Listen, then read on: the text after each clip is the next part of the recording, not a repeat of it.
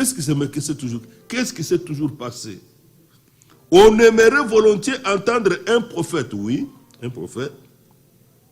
Mais en même temps, on s'attend à ce qu'ils disent ce que nos oreilles sont habituées à entendre. Voilà, c'est ça, l'erreur de tous les temps. On voudrait écouter ce qui plaît aux oreilles, ce qui plaît aux oreilles. Donc ce qui plaît à nos propres cœurs. C'est-à-dire tout ce que les autres ont déjà enseigné. Tout ce que les gens ont déjà raconté, on voudrait qu'on répète les mêmes choses. Une idée professée depuis longtemps ou une idée qui semble appropriée et être très religieuse peut cependant être profondément non biblique.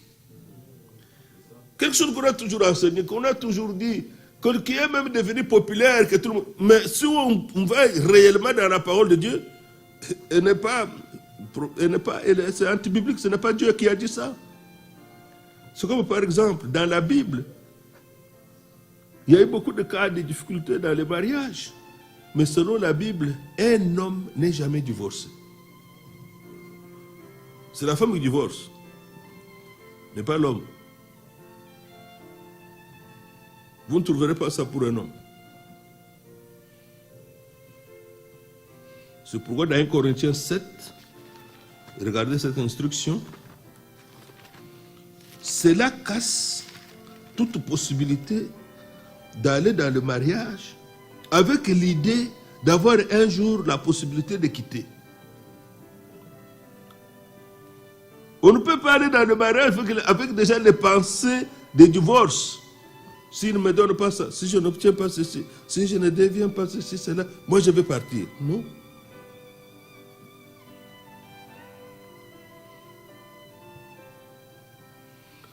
« 1 Corinthiens 7, versets 10 à 11. À ceux qui sont mariés,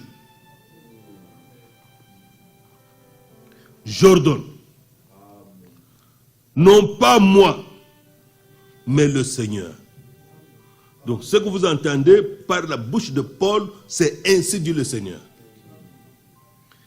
Que la femme ne se sépare point de son mari. Amen. Dans la parole de Dieu comme dans la loi, ce n'était pas la femme qui donnait la lettre de divorce. Du temps de Moïse, c'est l'homme.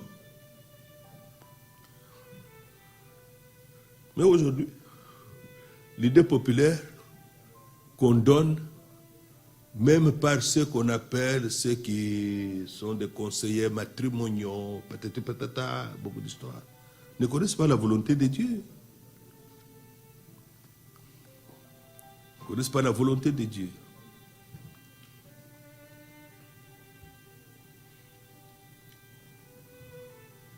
Je vous ai raconté, il y a un jeune homme, il nous a fréquentés. Il venait ici. Il a cherché une femme de l'Afrique, la femme est venue. Comme la femme, les yeux ne s'étaient pas encore ouverts, la manière dont on vit ici, alors l'homme dominait, l'homme l'a même quelquefois tapé. Mais quand il a compris, selon l'esprit, qui est avec tous les gens de Laodicée, aujourd'hui c'est lui qui tape la femme, l'homme. Aujourd'hui, le rôle a changé. Et il l'a fait même quitter la maison. Il a demandé de quitter la maison. Il a quitté la maison. J'étais très triste quand j'ai appris ça. Tu vois? Ces choses-là se passent ainsi. Mais Dieu dit que la femme, ainsi dit le Seigneur, que la femme ne se sépare point de son mari. Verset 11. Si elle est séparée,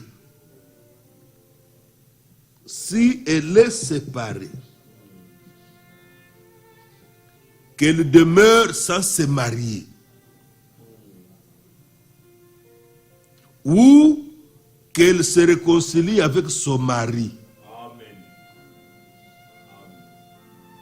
Et ce n'est pas fini. Et que le mari ne répudie point sa femme. Alors vous comprenez que ce ne sont pas des causeries qu'il faut avoir. Si tu me fais ça, moi je vais partir. Donc, si tu te pars, les croyants ne parlent pas de ça. Dans les difficultés, les incompréhensions, les choses qui arrivent, la solution, ce n'est pas le divorce.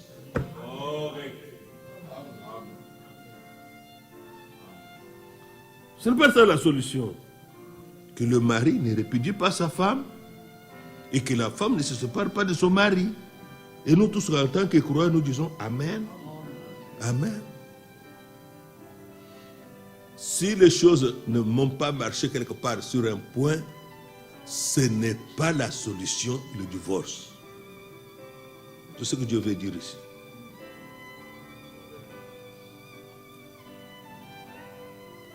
Il y a un plus puissant que nos cœurs. C'est Dieu qui peut nous transformer. C'est pourquoi un homme de Dieu disait, si vous trouvez des choses comme ça dans votre couple, commencez à vous demander vous-même, est-ce qu'il n'y a pas quelque chose que Dieu peut changer en vous avant de le demander à l'autre là? Parce que Dieu n'a pas quelque chose à changer en vous. Vous allez voir que probablement, Dieu veut enlever ton intransigeance, tu ne fléchis pas facilement. Alors Dieu te crée des difficultés comme ça pour que tu apprennes à être quand même, laisser quand même un espace d'entente. Ne pas être intransigeant. Quelqu'un qui ne change pas.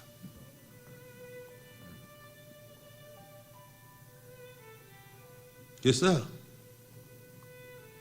Regardez pour voir ça. Le Seigneur l'a dit.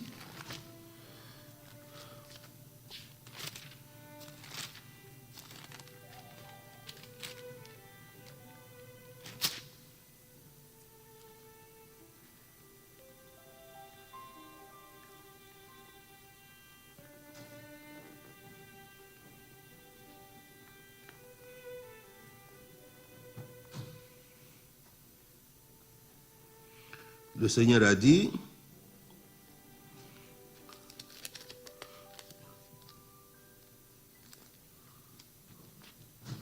Matthieu chapitre 5,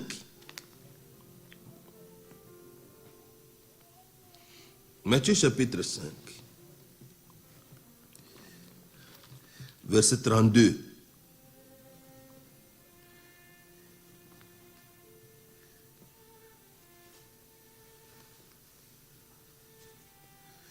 Commençons à 31. Il a été dit que celui qui répudie sa femme lui donne une lettre de divorce. Ça, c'est du temps de Moïse. À cause de l'exode, il fallait continuer le chemin. C'était une instruction spéciale. Mais moi, je vous dis que celui qui répudie sa femme, sauf pour cause d'infidélité, donc d'adultère, l'expose à devenir adultère. Et que celui qui épouse une femme est répudié commet un adultère. Amen. Amen. Hein? Vous entendez ça? Donc lorsque vous venez au conducteur, vous voulez vous marier, oui, frère. Et tu as trouvé? Oui, j'ai trouvé. Qui? Celle-ci. Très bien. Mais nous découvrons que c'est une femme qui a été répudiée. On doit te dire ce que dit la volonté de Dieu. Premièrement, tu dois savoir ça. Mais il y a quelque chose d'important. Si la femme a été répudiée injustement, oh, il a brûlé ma chemise. Oh, ma chemise que j'aime beaucoup, elle a repassé, elle a brûlé. Oh, cette femme ne prépare pas bien, les choses sont toujours salées, qu'elle reparte chez eux. Des motifs comme ça, vous tenez à la faire partir. Si elle se marie à quelqu'un d'autre, le coupable, ce ne paiera pas elle, c'est toi, le frère. C'est toi qui l'as exposé à devenir adultère. C'est ce que celui qui l'expose à devenir, voyez, sauf pour cause d'infidélité, l'expose à devenir une adultère. Tu y as exposé la sœur à pécher. C'est toi le coupable. C'est toi, frère, qui seras le coupable devant Dieu. Voilà pourquoi ce genre d'entretien, de conversation dans le foyer ou autre, ce n'est pas bon. cherchez toujours ce qui vous unit. Car celui qui se tourne pour tendre la main à une femme répudiée commet un adultère. Pourquoi? Le lien est encore là. Même si tu l'as renvoyé, le lien est encore là. La femme qui s'entête parce qu'elle pense que ses droits ne sont pas satisfaits, ainsi de suite, s'en va. Elle n'est pas réellement partie. Elle n'est pas réellement partie. Pourquoi? Celui qui épouse ou s'approche d'une femme répudiée commet adultère. C'est toujours un lien qui existe. Alors vous allez où? Vous allez où?